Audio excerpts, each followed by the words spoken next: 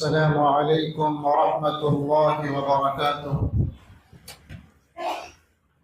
الحمد لله رب العالمين، والصلاة والسلام على سيد الأنبياء والمرسلين وعلى آله وصحبه أجمعين، أما بعد.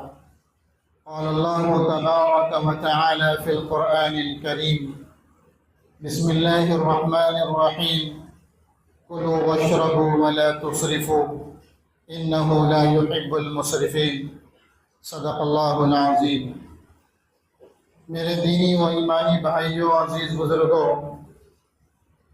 اللہ رب العالمین کو بہت ساری ایسی چیزیں ناپسند ہیں جو اللہ تبارک و تعالیٰ نے قرآن مجید میں وضاحت کے ساتھ بیان فرمائی. اور اللہ تبارک و تعالیٰ جن چیزوں کو ناپسند فرماتا ہے پھر اس پر عمل کرنے والے انسان کے اوپر سے اپنی رحمتوں کی چادر کو کھینچ لیتا ہے. یعنی جو انسان اللہ کے بتلائے ہوئے طریقے کے مطابق عمل کرتا ہے، اللہ اس پر اپنی رحمت کی چادر کو ڈال دیتے ہیں، اور جو انسان اللہ کے بتلائے ہوئے طریقے کو چھوڑ کر کے شیطانی کام پر عمل کرتا ہے، اللہ اپنی رحمت کے، اپنی محبت کی چادر کو اس پر سے ہٹا لیتے ہیں. قرآن مجید میں اللہ تبارک و تعالیٰ نے فرمایا کہ کلوا واشربوا ولا تسرفوا، کھاؤ پیو، اسراف مت کرو. کیوں؟ انہ لا يحب المسرفین، بے شک اللہ تعالیٰ اسراف کرنے والے کو پسند نہیں فرماتا. جو لوگ اسراف کرتے ہیں، یعنی اسراف کا مطلب فضول خرچی کرتے ہیں، اللہ رب العالمین ان سے محبت نہیں کرتا. اور ایک آیت میں اللہ تبارک و تعالیٰ نے فرمایا ان المبذرین کانوا اخوان الشیاطین، جو سب سے زیادہ فضول خرچی کرتے ہیں، سب سے زیادہ اسراف کرتے ہیں، وہ شیطان کے بھائی ہیں. اخوان الشیاطین، اللہ رب العالمین نے اسراف کرنے والوں کو شیطان کا بھائی قرار دیا. اور آگے اللہ تبارک و تعالیٰ فرماتے ہیں کہ ان المبذرین کانوا اخوان الشیاطین وکان الشیطان لربہ کفورا، اور شیطان اللہ کا بڑا ناشکرا انسان تھا، ناشکرا تھا. میرے بھائیوں، معلوم یہ ہوا قرآن مجید میں ایک طرف اللہ تبارک و تعالیٰ یہ کہہ رہا ہے کہ اسراف کرنے والوں کے ساتھ اللہ کی محبت نہیں باقی رہتی، اور دوسری جگہ اللہ تعالیٰ نے آئے قرآن مجید میں فرمایا کہ اسراف کرنے والے شیطان کے بھائی ہیں. میرے عزیز بھائیوں، قرآن میں اللہ نے اسراف کا لفظ استعمال فرمایا، وَلَا تُسْرِفُوا، اسراف نہ کرو، اور ایک جگہ اللہ تعالیٰ نے مبذرین، تبذیر نہ کرو. تو یہ دو ورڈ قرآن مجید میں آئے، ایک اسراف اور ایک تبذیر. علماء مفسرین نے لکھا ہے اسراف کہتے ہیں جہاں پر 10 روپے خرچ کرنے کی ضرورت ہے، انسان وہاں 20 روپے خرچ کرے. جہاں 100 روپے سے کام چل سکتا ہے، جہاں 100 روپے سے اپنا کام اور اپنی ضرورت پوری ہو سکتی ہے، وہاں انسان 200 روپے کا خرچہ کرے، 100 روپے ایکسٹرا خرچہ کرے. یہ اسراف ہے، اللہ کو پسند نہیں ہے. اور تبذیر، جہاں اللہ نے شیطان کا بھائی قرار دیا، وہاں تبذیر کا لفظ استعمال فرمایا. تبذیر کہتے ہیں عربی کے اندر، علماء مفسرین نے لکھا ہے جہاں پر 1 روپے بھی خرچ کرنے کی ضرورت نہیں ہے، وہاں زبردستی پیسہ خرچ کر کے برباد کر دینا، اسے کہتے ہیں تبذیر. میرے عزیز بھائیوں، اللہ رب العالمین نے یہ دونوں اسراف کرنے والوں کو بڑا ناپسند فرمایا ہے. اور یہ اسراف کرنے والے، جو لوگ اسراف کرتے ہیں اور جو لوگ اسراف کی دنیا میں اپنے آپ کو مست و مگن لگا کے رکھتے ہیں، یاد رکھنے کی ضرورت ہے کہ وہ 2 چیزوں سے محروم ہوں گے. ایک، اللہ کی محبت سے محروم ہوں گے. قرآن مجید میں اللہ نے فرمایا انہ لا يحب المسرفین، جو لوگ اسراف کرتے ہیں اللہ ان سے محبت نہیں کرتا. اور جب اللہ کی محبت کسی سے نکل جاتی ہے، وہ انسان شیطان بن جاتا ہے، وہ انسان شیطان کا دوست بن جاتا ہے. جب انسان اسراف کرنے لگتا ہے، فضول خرچی کرنے لگتا ہے، وہ انسان اللہ کا دوست نہیں بلکہ شیطان کا دوست بن جاتا ہے. کیوں؟ اللہ نے کہا کہ وہ اسراف کرنے والا ایسا ہے جس سے اللہ کبھی محبت نہیں کرتا. اور دوسرا، اللہ تعالیٰ نے کہا کہ جو انسان اسراف کرتا ہے، فضول خرچی کرتا ہے، وہ شیطان کا دوست بن جاتا ہے. جب کوئی شیطان کا دوست بنتا ہے تو پھر اللہ کا دوست ہرگز نہیں بنے گا. علماء مفسرین نے بیان کیا ہے، ایک نقطہ، ایک پوائنٹ کی بات نقل کی ہے۔ آخر اللہ تعالیٰ نے اسراف کرنے والے کو شیطان کا بھائی کیوں قرار دیا؟ زنا کرنے والے کو اللہ نے شیطان کا بھائی قرار نہیں دیا، نماز چھوڑنے والے کو شیطان کا بھائی قرار نہیں دیا، سود کھانے والے کو اللہ نے شیطان کا بھائی قرار نہیں دیا، غیبت کرنے والے کو اللہ نے شیطان کا بھائی قرار نہیں دیا۔ قرآن میں اگر اللہ نے کسی کو شیطان کا بھائی کہا ہے تو اسراف کرنے والے انسان کو شیطان کا بھائی کہا ہے۔ اس کی آخر وجہ کیا ہے؟ اس کی آخر وجہ کیا ہے؟ فضول خرچی کرنے والا شیطان کا بھائی ہوتا ہے۔ اللہ رب العالمین نے قرآن میں یہ بیان فرمایا ہے، آخر اسراف کرنے والے کو اللہ نے شیطان کا بھائی کیوں قرار دیا؟ علماء نے لکھا ہے، یہ پوائنٹ کی بات نقل کی ہے، دو پوائنٹس نقل کیے علماء نے۔ پہلا پوائنٹس یہ ہے، جب انسان اسراف کرتا ہے گویا کہ اللہ کی مرضی کو چھوڑ دیتا ہے۔ جب انسان اسراف کرتا ہے تو اللہ کی مرضی کو چھوڑ دیتا ہے، اور جب وہ انسان اللہ کی مرضی کو چھوڑتا ہے تو شیطان کی مرضی پر عمل کرتا ہے۔ اللہ نے ایک طریقہ بیان کیا، وہ شیطان کے طریقے کو فالو کرتا ہے، شیطان کے طریقے پر عمل کرتا ہے، اللہ کے بتلائے ہوئے طریقے کو چھوڑ دیتا ہے۔ اسی لیے اللہ نے اسراف کرنے والے کو شیطان کا بھائی قرار دیا۔ اور اسی طرح اللہ رب العالمین کل قیامت کے دن جو لوگ اسراف کرتے تھے، جو لوگ فضول خرچیاں کرتے تھے، کل قیامت کے دن اللہ تبارک و تعالی شیطان کے ساتھ ان کو رسیوں میں باندھ کر کے جہنم میں پھینک دیں گے۔ شیطان کے ساتھ اللہ تبارک و تعالیٰ ان فضول خرچی کرنے والے انسانوں کو رسیوں میں باندھ کر کے جہنم میں پھینک دیں گے۔ یہ دو وجوہات ہیں، یہ دو پوائنٹس ہیں جن کی بنیاد پر اللہ تبارک و تعالیٰ نے فضول خرچی کرنے والوں کو شیطان کا بھائی قرار دیا۔ اب فضول خرچی کرنے والے غور کریں کہ ہم اللہ کے دوست بننا چاہتے ہیں کہ شیطان کا بھائی بننا چاہتے ہیں؟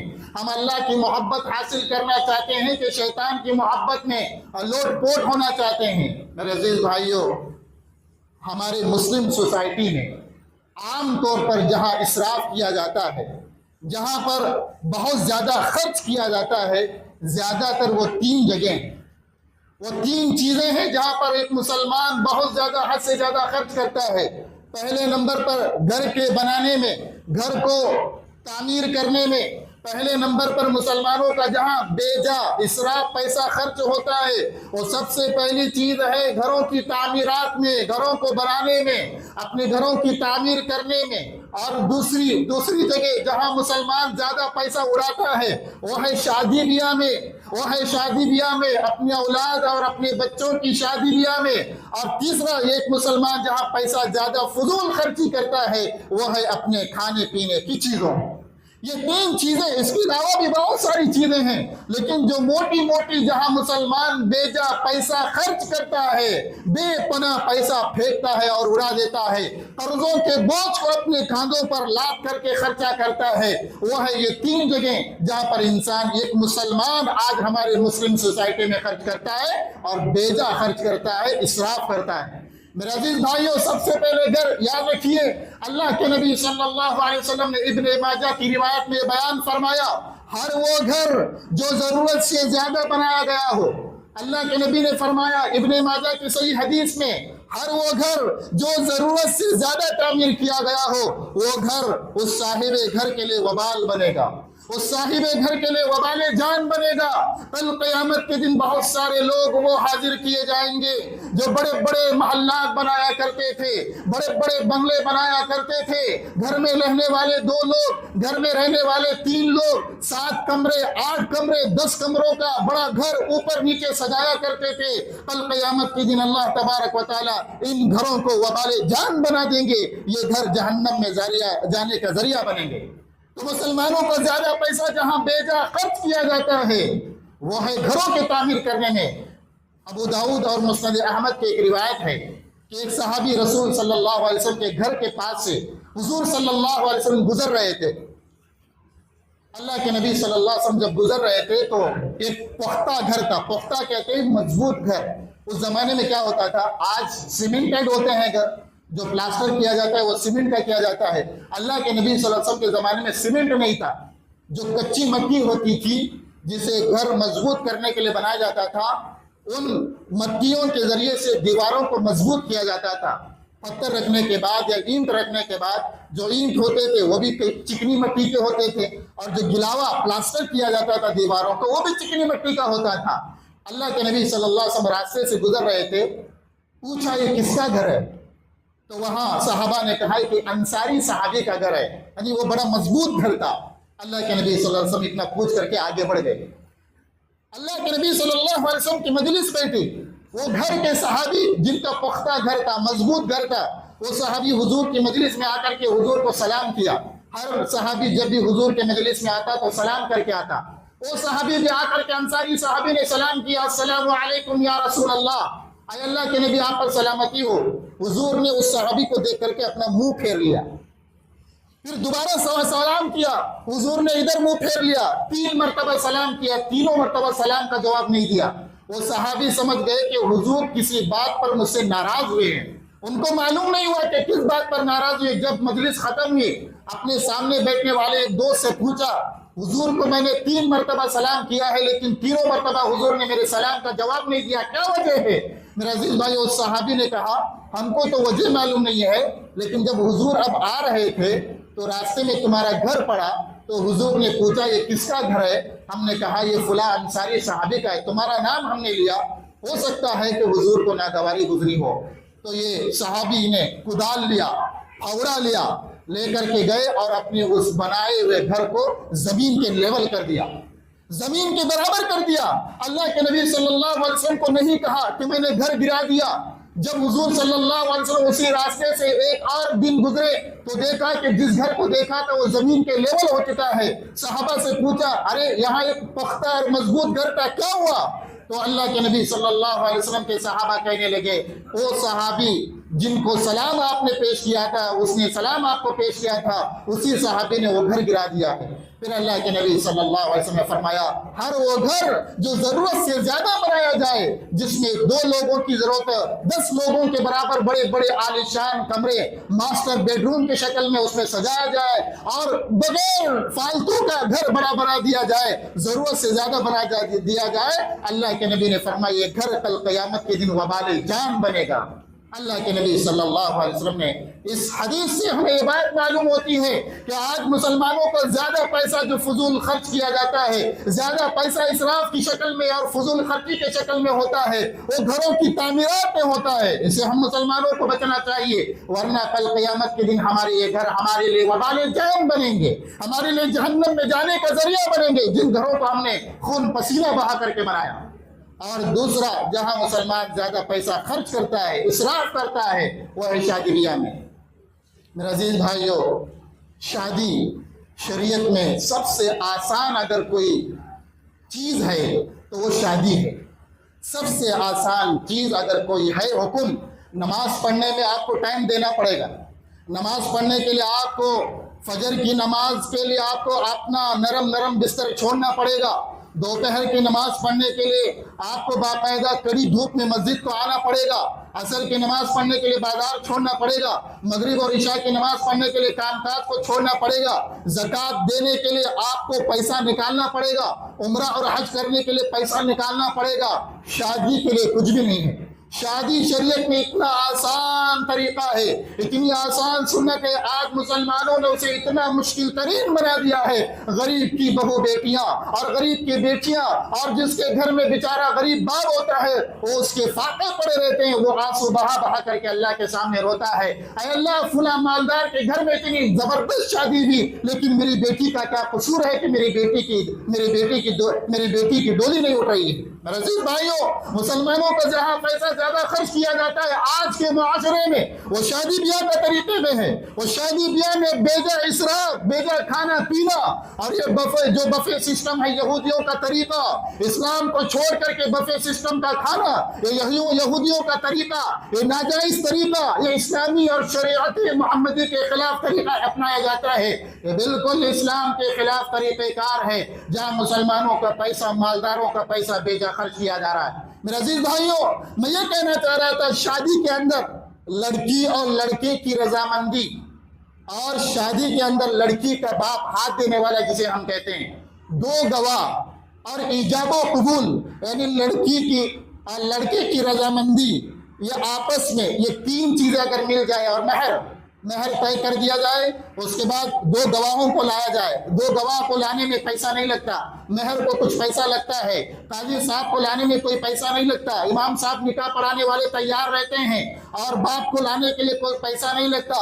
گویا کہ دیکھا جائے اگر نکاح کو آسان کرنا چاہے تو انسان آسانی کے ساتھ نکاح کر جائے گا. خرچیاں ہو رہی ہیں، اسراف پر اسراف، پیسہ پہ پیسہ بہایا جا رہا ہے، اور اسی معاشرے میں جس معاشرے میں اپنی بیٹیوں اور اپنے بچیوں کی شادیوں میں لاکھوں لاکھ کروڑوں کروڑ روپیہ خرچ کیا جا رہا ہے، بغل میں رہنے والا غریب ایک بوڑھا انسان اپنی بیٹی کی ڈولی جانے کے لیے منتظر ہے کہ میری بیٹی کا نکاح کب ہوگا، میری بیٹی کا میرا داماد بن کر کے کون میری بیٹی کو لے کر کے جائے گا. کتنے غریب رات میں بستروں پر تڑپ رہے ہیں، رو رہے ہیں، کتنے بیمار بستروں پر بلک بلک کر کے رو رہے ہیں، میڈیسن کے لیے پیسہ نہیں ہے. کتنے خدمت خلق کے سوشل ادارے ہیں، ان اداروں میں جا کر کے پوچھئے کتنے سوشل ورک کے ادارے ہیں، ان اداروں میں جا کر کے پوچھئے کتنے غریب ان کے پاس بچیوں کی شادیوں کے لیے درخواست دیتے ہیں.